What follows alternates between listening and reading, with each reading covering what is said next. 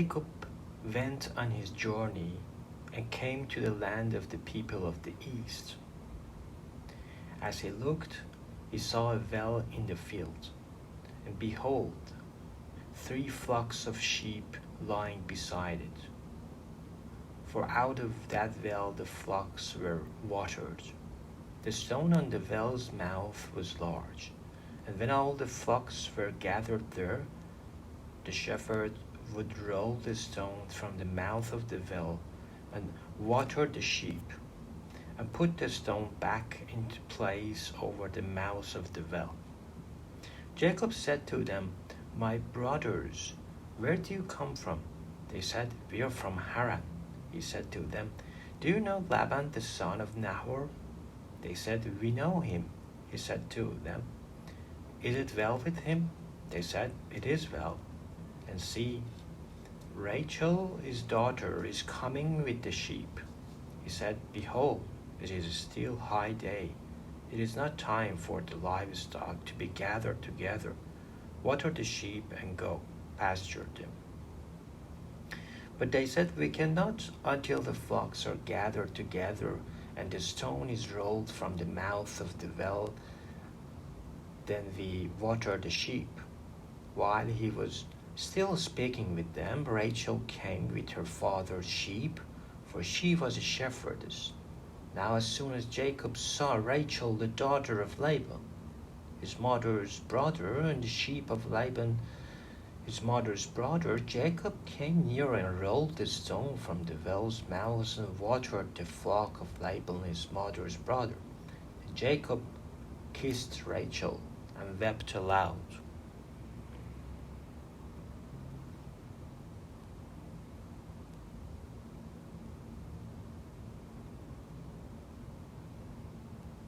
And Jacob told Rachel that he was her father's kinsman, and that he was Rebekah's son, and she ran and told her father. As soon as Laban heard the news about Jacob, his sister's son, he ran to meet him and embraced him and kissed him and brought him to his house. Jacob told Laban all these things, and Laban said to him, "Surely you are my bone and my flesh." And he stayed with him a month. Then Laban said to Jacob, "Because you are my kinsman, should you therefore serve me for nothing? Tell me, what shall your wages be?" Now Laban had 2 daughters.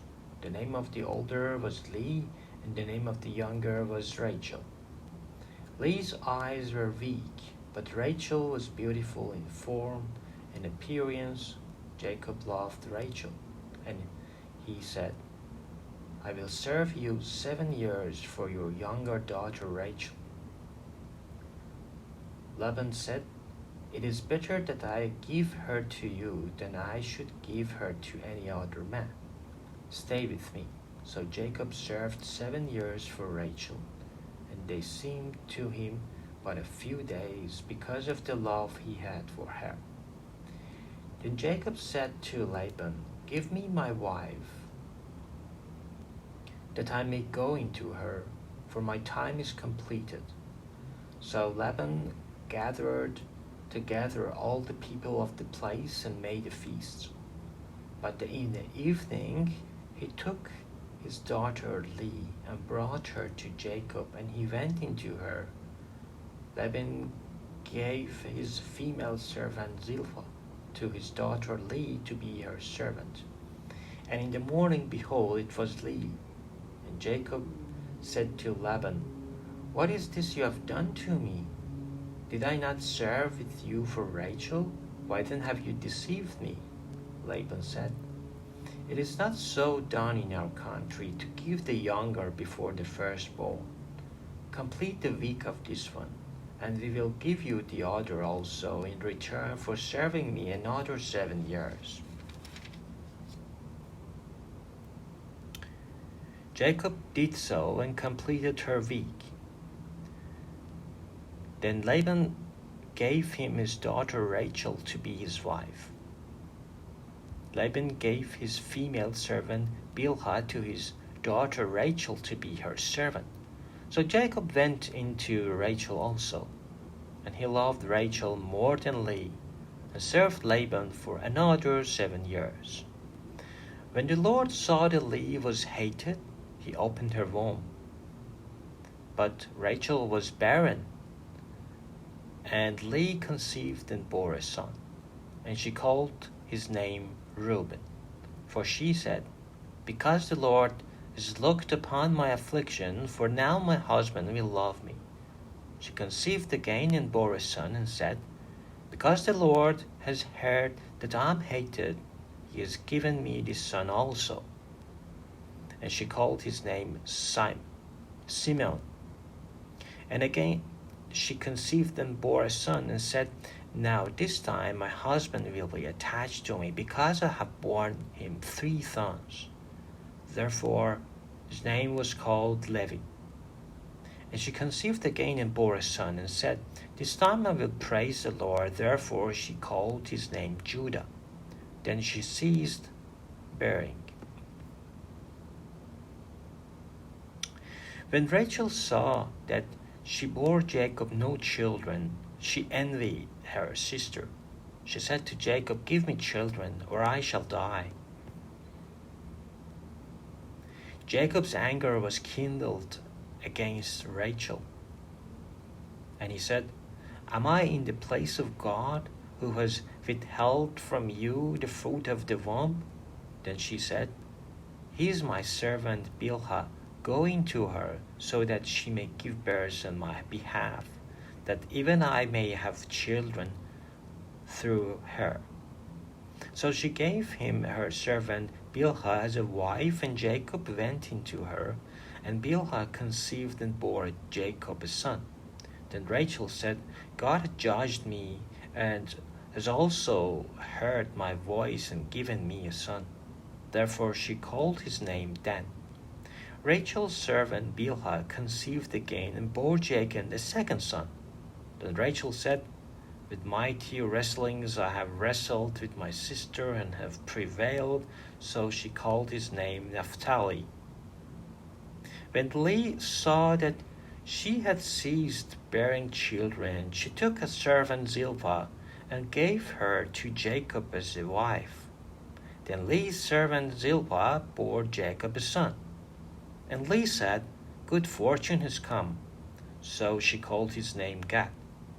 Leah's servant Zilpah bore Jacob a second son. And Leah said, Happy am I, for women have called me happy. So she called his name Asher. In the days of wheat harvest, Reuben went and found mandrakes in the field and brought them to his mother Leah. Then Rachel said to Leah, Please give me some of your son's mandrakes. But she said to her, Is it a small matter that you have taken away my husband? Would you take away my son's mandrakes also? Rachel said, Then he may lie with you tonight in exchange for your son's mandrakes. When Jacob came from the field in the evening, Leah went out to meet him and said, You must come in to me, for I have hired you with my son's mandrakes. So he lay with her that night, and God listened to Leah, and she conceived and bore Jacob a 5th son.